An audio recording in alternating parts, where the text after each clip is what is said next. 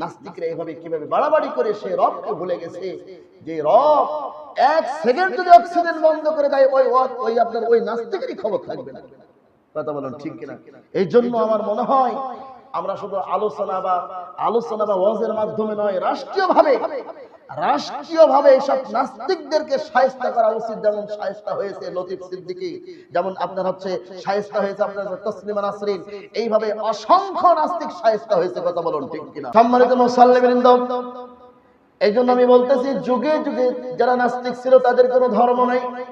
মুসলমানদের ধর্ম আছে, হিন্দুদের ধর্ম আছে, খ্রিস্টানদের ধর্ম আছে, বৌদ্ধদের ধর্ম আছে। যারা নাস্তিক তাদের কোনো ধর্ম নাই, তারা কোনো ধর্ম মানে না, তারা আল্লাহকে বিশ্বাস করে না, পরকাল বিশ্বাস করে না, বরং তারা আল্লাহকে গালি দেয়, নবীকে গালি দেয়, মুসলিমদেরকে গালি দেয়। তারা কোরআনকে পদদলিত করে, কোরআন ডাস্টবিনে নিক্ষেপ করে, মুসলমানদের ভালো ভালো যত জিনিস আছে এগুলি তারা অপপ্রচার চালায়। কথা বলুন ঠিক কিনা? এই জন্য আমাদেরকে এখন থেকে সচেতন হতে হবে আর নাস্তিকদেরকে চিহ্নিত করতে হবে। সম্মানিত মুসল্লিবৃন্দ, এই মর্মে আমি আরেকটি উদাহরণ দিলে আপনারা স্পষ্ট হবেন। তৎকালীন সময়ে নাস্তিকরা আরেকটি পরিকল্পনা নিল। এই ইমামে আযম আবু হানিফা রাহমাতুল্লাহ আলাইহির সময় তিনি তখন ছাত্র ছিল, তিনি তখন পড়াশোনা করছিলেন। ঠিক এমন সময় তৎকালীন সময়ের কিছু নাস্তিকরা তারা বলল, আমরা মুসলমানদের আলেমদেরকে কিছু প্রশ্ন করব, এই প্রশ্নের উত্তর যদি তারা না দিতে পারে তাহলে তাদেরকে ইহুদি হতে হবে, আমাদের ধর্মে দীক্ষিত হতে হবে, আর যদি উত্তর দিতে পারে তাহলে আমরা তাদের কাছে মুসলমান হয়ে যাব। ঠিক আজকেও এই ধরনের প্রশ্ন উত্তর চলছে, তবে দাঁত ভাঙার জবাবও চলতেছে ইনশাআল্লাহ। সম্মানিত উপস্থিতি, তারা একটা কনফারেন্স করলো, কনফারেন্স করে তারা তিনটি প্রশ্ন তারা উত্থাপন করলো। তিনটি প্রশ্ন কি? তারা প্রশ্ন করেছে, অসংখ্য আলেমদেরকে ডেকে প্রশ্ন করেছে যে এই মুহূর্তে আল্লাহ কোন কাজ করতেছে, উত্তর দিতে হবে। এটা সব নাস্তিকদের প্রশ্ন। এই মুহূর্তে আল্লাহ কোন কাজ করতেছে। 2 নাম্বার প্রশ্ন, আল্লাহ এখন কোন দিকে তাকায় আছে। 3 নাম্বার প্রশ্ন, এই আল্লাহর আগে কোন আল্লাহ ছিল। বলেন তো এই প্রশ্নের উত্তর কি দেওয়া যাবে? এখন আল্লাহ কোন কাজ করতেছে, তারপরে আল্লাহ কোন দিকে তাকায় আছে, তারপরে এই আল্লাহর আগে কোন আল্লাহ ছিল। নাস্তিকদের প্রশ্ন। হাজার হাজার আলেম বসে আছে, উত্তর খুঁজে পাচ্ছে না। তবে উত্তর দেওয়ার জন্য প্রত্যেকটি যুগে আল্লাহ পাক রব্বুল আলামিন কোনো না কোনো ব্যক্তিকে সিলেকশন করেন। সুবহানাল্লাহ। যেমন বর্তমান সারা বাংলাদেশের সমস্ত মাদ্রাসা, সমস্ত আলেমদের পক্ষে এক এনায়েতুল্লাহ আব্বাসী সমস্ত নাস্তিকদের, সমস্ত ব্যারিস্টারদের সব তুলোধনা করে দিয়েছে। একজন ব্যক্তিও তার সামনে দাঁড়াতে পারছে না। এক আলেম দিয়ে সারা বাংলাদেশের সমস্ত নাস্তিকদেরকে ধরাশায়ী করে ফেলতেছে। সুবহানাল্লাহ। অন্য কোনো আলেম লাগতেছে না। আপনারা তো অনলাইনে দেখবেন কি অবস্থা। 4 জন 5 জন তারা একটার সাথে মোকাবেলা করতেছে, কিন্তু তার সাথে পেরে উঠতেছে না। তো প্রত্যেকটি যুগে আল্লাহ পাক রব্বুল আলামিন কোনো না কোনো ব্যক্তিকে এভাবে সিলেকশন করে দেন তার দ্বীনকে রক্ষা করার জন্য। কথা বলেন ঠিক কিনা? হাজার হাজার আলেম বসে আছে, 3টি প্রশ্নের উত্তর খুঁজে পাচ্ছে না, কি উত্তর দিবে? সব ঘেমে যাচ্ছে। উত্তর না দিলে আমাদেরকে ইহুদি হতে হবে। প্রত্যেকটা আলেম ঘেমে যাচ্ছে, চেহারা লাল হয়ে যাচ্ছে। কিভাবে আমরা উত্তরটা বের করবো? আল্লাহর কাছে সাহায্য চাচ্ছি। ওই পথ দিয়ে যাচ্ছিলেন ছোট্ট মাদ্রাসার ছাত্র ইমামে আযম আবু হানিফা রাহমাতুল্লাহ আলাইহি। সুবহানাল্লাহ। ইমামে আযম আবু হানিফা রাহমাতুল্লাহ আলাইহি ওই রাস্তা দিয়ে যাচ্ছিলেন। তিনি তাকিয়ে দেখলেন অনেকগুলো আলেম বসা আছে, অনেক মানুষ সেখানে। তিনি কারো কাছে জিজ্ঞাসা করলেন এখানে কি হচ্ছে। তখন বলা হলো এই প্রশ্নের উত্তর দিতে হবে। তখন ইমামে আযম আবু হানিফা রাহমাতুল্লাহ আলাইহি তিনি বললেন, এই প্রশ্নের উত্তর আমি যদি দিই তাহলে কেমন হবে? তখন বলল, তুমি তো পারবে না। কত বড় বড় ডক্টরেট ডিগ্রি নিয়ে এখানে বসে আছে, তারা উত্তর দিতে পারছে না, তারা সকলে ঘেমে যাচ্ছেন, তুমি কিভাবে উত্তর দিবে? কথাটি তৎকালীন সময় নাস্তিকদের যিনি প্রধান তার কাছে বলা হলো। তিনি বললেন, বালককে এই মঞ্চে ওঠার সুযোগ দেওয়া হবে, প্রশ্নের উত্তর দেওয়ার জন্য তাকে সুযোগ দেওয়া হবে। তবে যদি উত্তর না দিতে পারে তাহলে এই মঞ্চেই কিন্তু তাকে শিরচ্ছেদ করা হবে, এখানেই তাকে হত্যা করা হবে। এত দুঃসাহস কিভাবে পেল এতটুকু মানুষ? সবেমাত্র মাদ্রাসায় পড়ে, কিভাবে উত্তর দিবে? ইমামে আযম আবু হানিফা রাহমাতুল্লাহ আলাইহি তিনি ভেঙে পড়ছেন না, দুর্বল হচ্ছেন না।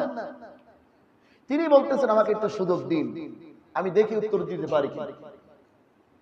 এই জন্য সারা বিশ্বের ভিতরে ইমাম আবু হানিফা রাহমাতুল্লাহ আলাইহির অনুসারী সব চাইতে বেশি। সুবহানাল্লাহ।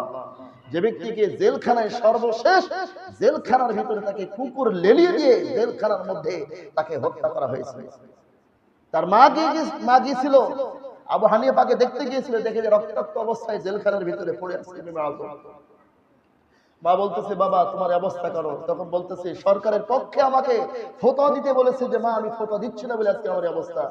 মা কেমন দেখে, মা বলতেছে বাবা তোমার জীবন যদি চলেও যায় তুমি এই নাস্তিকদের পক্ষে, তুমি সরকারের পক্ষে ফতোয়া দিবে না, তোমার জীবন এভাবে চলে যায়, তুমি শহীদ হবে, তুমি জান্নাতে মানুষ হবে, তোমার সাথে আমার জান্নাতে দেখা হবে। সুবহানাল্লাহ। এই হচ্ছে তাদের ঈমান। তবে হক্কানি আলেম যারা তারা কখনো ঈমান বিক্রি করে না। আসুন ইমাম আযমকে বলা হলো ওঠো তুমি উত্তর দাও, দেখি কেমন উত্তর দিতে পারো। ইমাম আযম আবু হানিফা রাহমাতুল্লাহ আলাইহি তিনি মঞ্চে উঠলেন। ওঠার পরে তিনি বললেন যারা প্রশ্ন করে তারা কি? তো ছাত্র। সবাই বলতেন তারা ছাত্র, আর যারা উত্তর দেয় তারা কি হয়? উস্তাদ হয়। তাহলে উস্তাদরা কোথায় বসে? উস্তাদরা তো স্বাভাবিকভাবে এদিকে আমরা উপরে বসে, চেয়ারে বসে, ছাত্ররা নিচেই বসে, এটাই তো নিয়ম। তাহলে মঞ্চে যত বড় হুম্মসুমরা নেতা আছেন, যত বড় আকারের নেতা আছেন, সব এখন মঞ্চে দিতে হবে। একজন মঞ্চে বসতে পারবেন না, সব নামেন, সব নিচেই চলে যান, আপনারা সব ছাত্র। আমি এখন উত্তর দেওয়ার জন্য কিছু সময়ের জন্য আমি উস্তাদ, আমাকে সুযোগ দিতে হবে। তর্কের খাতিরে সমস্ত নাস্তিকরা সব নিচে দিয়ে বসে নিচে বসলেন। বসার পরে বললেন এবার আপনাদের প্রথম প্রশ্ন বলুন। বলতেছে প্রথম প্রশ্ন হচ্ছে এই মুহূর্তে আল্লাহ কোন কাজ করতেছে? তখন ছোট্ট বালক ইমাম আযম আবু হানিফা রাহমাতুল্লাহ আলাইহি তিনি বললেন আমার আল্লাহ এই মুহূর্তে তোমাদের মতো বড় বড় নেতাদেরকে মঞ্চ থেকে নামাই দিয়ে আমাকে মঞ্চে বসাইছে। সুবহানাল্লাহ বলেন। কি হিকমত দিয়ে দিয়েছেন, কি কৌশল দিয়ে দিয়েছেন। আল্লাহ কোরআনের মধ্যে হিকমার আয়াত দিয়েছেন, উদউ ইলা সাবিলি রাব্বিকা বিল হিকমা। আলেমদেরকে আল্লাহ তাআলা বলেছেন তোমরা হিকমার সাথে কথা বলো, হিকমা দিয়ে কথা বলো। হিকমার মধ্যে অনেক রকমের শিক্ষা আছে, অনেক রকমের এখান থেকে মানুষ আল্লাহর পথে দীক্ষিত হয়। সম্মানিত উপস্থিতি, উত্তর তিনি দিয়ে দিলেন। এক নাম্বার উত্তর। দুই নাম্বার, আল্লাহ এখন কোন দিকে তাকায় আছে? অনেকে দেখেন বলে যে আল্লাহ মানুষের কলবে থাকে। আসলে কি আল্লাহ কি মানুষের কলবে থাকে? হ্যাঁ, আল্লাহ সব জায়গায় বিরাজমান, সব দিকে তাকিয়ে থাকে, এটা ঠিক আছে, সব জায়গায় তিনি দেখতে পান, কিন্তু তিনি মুমিনের কলবে থাকে।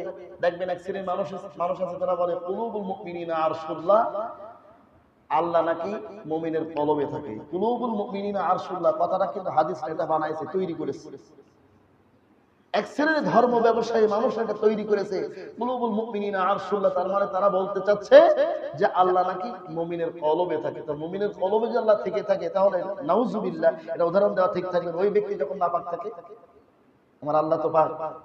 আল্লাহ নিজেই বলছেন আর রহমানু আলাল আরশি ইসতাওয়া। সূরা তাহার মধ্যে আল্লাহ নিজে বলছেন আমি আরশের উপরে সমাসীন, আমি আরশে থাকি। কিন্তু আল্লাহর নামে দেখেন জাল হাদিস তৈরি করে যাচ্ছিলেন মানুষেরা। এই জন্য আমাদেরকে এলেম চর্চা করতে হবে।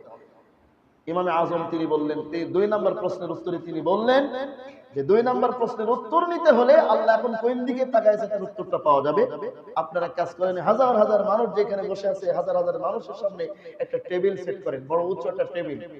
টেবিলের পর আপনার একটা মোমবাতি জ্বালান। টেবিলের উপর একটা মোমবাতি জ্বালানো হলো। মোমবাতি জ্বালানোর পরে সবাইকে বলা হলো আপনারা বলুন তো এই মোমবাতির এই আগুনটা কার দিকে তাকিয়ে আছে? সকল দর্শক সকলেই এক বাক্যে বললেন এখন এই আগুন সকলের দিকে। আমরা তো দেখছি আমার দিকে তাকিয়ে আছে, অমুকের দিকে তাকিয়ে আছে, অমুকের দিকে, সকলেই বললো যে আমার দিকে তাকিয়ে আছে। এই কথা যখন সকল দর্শক বললেন তখন ইমামে আজম আবু হানিফা রাহমাতুল্লাহ আলাইহি তিনি বললেন আমার আল্লাহ তিনি এত পাওয়ারফুল, তিনি শানশাহ, তিনি রাজাধিরাজ। হাসরে মাঠ যখন শুরু হবে, মহিলার যেমন কাপড় 12 হাত কাপড় যেমন দূরে ছেড়ে দিয়ে আবার কিছুক্ষণের মধ্যে পুকুরে গোসল করতে গিয়ে হাতের মধ্যে গোঠায় নিয়েছে রব্বুল আলামিন 7 আসমান জমিন, তিনি এমন রাজাধিরাজ তিনি হাতের মধ্যে গুটিয়ে নিতে পারবেন।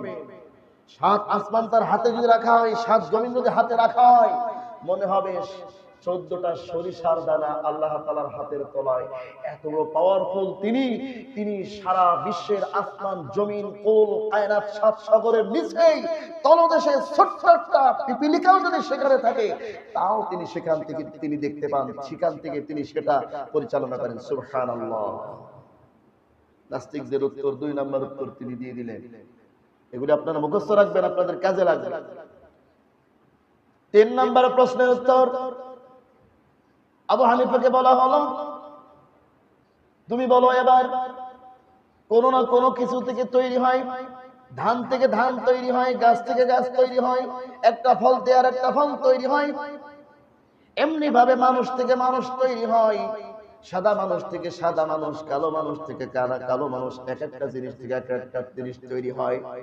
কিন্তু যে মহান শান আল্লাহ পাক রব্বুল আলামিন, তুমি বলতেছো তোমাদের রব, এই রবের আগে কোন রব ছিল, কোন আল্লাহ ছিল, কোন ইলাহা ছিল, সেটা আগে বাহির করতে হবে। ছিল কি বলেন তো আপনারা? হ্যাঁ ছিল। তিনি ছিলেন, তিনি আছেন, তিনি থাকবেন, তার মৃত্যু নাই, তার জন্ম নাই, তার কোন সন্তান সন্ততি নাই, তাকে কেউ জন্ম দেন নাই। সুবহানাল্লাহ। কোরআন দিয়ে জবাব দিচ্ছেন না, হাদিস কোরআন দিচ্ছেন না, তারা যেমন যুক্তি দিচ্ছেন, ইমাম আজম তিনিও যুক্তি দিয়ে উত্তর দিচ্ছেন। তিনি বলতেছেন আপনারা তো অঙ্ক শাস্ত্রে লেখাপড়া জানেন। হ্যাঁ জানি। তাহলে বেশি লাগবে না, আপনারা 10 থেকে একটু গুনতে গুনতে নিচের দিকে আসেন। 1 থেকে নয়, 1 2 3 4 নয়, আপনারা 10 থেকে গণনা করতে করতে নিচের দিকে আসেন। তখন ওনারা গণনা করা শুরু করলেন। 10 9 8 7 6 5 4 3 2 1 এভাবে গুনতেছেন। একের পরে থেমে গেলেন। ইমামে আজম বলতেছেন থামেন না, গুনতে থাকেন, গুনতে থাকেন, গণেন গণেন গণেন। থামলেন কেন? বলতেছে এরপরে তো কোনো সংখ্যা নাই। সুবহানাল্লাহ। এরপর আর কোনো সংখ্যা নাই। তখন ইমামে আজম বললেন একের আগে যদি কোনো সংখ্যা না থেকে থাকে, কুল হুয়াল্লাহু আহাদ, আমার আল্লাহর আগে কোনো আল্লাহ ছিল না, কোনো রব ছিল না, আমার আল্লাহ এক। সুবহানাল্লাহ। আজকে দেখুন কি অবস্থা, নাস্তিকরা এভাবে কিভাবে বাড়াবাড়ি করে সে রবকে ভুলে গেছে, যে রব 1 সেকেন্ড যদি অক্সিজেন বন্ধ করে দেয় ওই আপনার ওই নাস্তিকেরই খবর থাকবে না। কথা বলেন ঠিক কিনা? এই জন্য আমার মনে হয় আমরা শুধু আলোচনা বা ওয়াজের মাধ্যমে নয়, রাষ্ট্রীয়ভাবে এইসব নাস্তিকদেরকে শায়েস্তা করা উচিত। যেমন শায়েস্তা হয়েছে লতিফ সিদ্দিকী, যেমন আপনার হচ্ছে শায়েস্তা হয়েছে আপনার তসলিমা নাসরিন, এইভাবে অসংখ্য নাস্তিক শায়েস্তা হয়েছে। কথা বলুন ঠিক কিনা? এইভাবে যদি তাদেরকে শায়েস্তা করা হয় তাহলে নতুন করে আর কোনো নাস্তিক মাথাছাড়া দিয়ে ধর্মের বিরুদ্ধে, ইসলামের বিরুদ্ধে, আল্লাহর বিরুদ্ধে, আমার নবীর বিরুদ্ধে, মাদ্রাসার বিরুদ্ধে, আলেম ওলামাদের বিরুদ্ধে তারা অবস্থান নিতে পারবে না। কথা বলুন ঠিক কিনা? আর যদি এইসব নাস্তিকদের বিরুদ্ধে যদি রাষ্ট্রীয়ভাবে ব্যবস্থা না নেয় তাহলে সরকারই একসময় বেপাকে পড়ে যাবে এইসব নাস্তিকদের কারণে। কথা বলুন ঠিক কিনা? আল্লাহ পাক রব্বুল আলামিন বর্তমান যে সরকার, আমরা তাদের সাথে সংঘাত করতে চাই না। রাষ্ট্র এই বর্তমান যে সরকার আছে তারা যুগ যুগ ধরে থাক, তাদের ক্ষমতা থেকে নামানোর আমাদের দরকার নেই, যুগ যুগ ধরে থাক। তবে আমরা এমন সরকারকে চাই যে সরকার আমাদেরকে ইসলাম মানতে দেবে, ঠিকমতো নামাজ কালাম পড়বো, মাদ্রাসা চলবে, আলেম ওলামা তাদের ধর্মের কথা মন খুলে সুন্দরভাবে পড়বে, সুন্দরভাবে বলবে। এরকম ধরনের সরকার আজীবন তারা রাষ্ট্রীয়ভাবে থাক, রাষ্ট্র ক্ষমতায় থাক, এটা আমাদের সকলের কামনা। কথা বলুন ঠিক কিনা? তবে যেই সরকার ইসলাম বিদ্বেষী কাজ করবে, নাস্তিকদেরকে শায়েস্তা করবে না, ইসলামের বিরুদ্ধে, কোরআনের বিরুদ্ধে, মাদ্রাসার বিরুদ্ধে, আলেম ওলামাদের বিরুদ্ধে চলবে, সাধারণ আলেম রাখবে না, এক সময় আপনি দেখবেন সাধারণ পাবলিকও তার বিরুদ্ধে চলে যাবে। কথা বলুন ঠিক কিনা?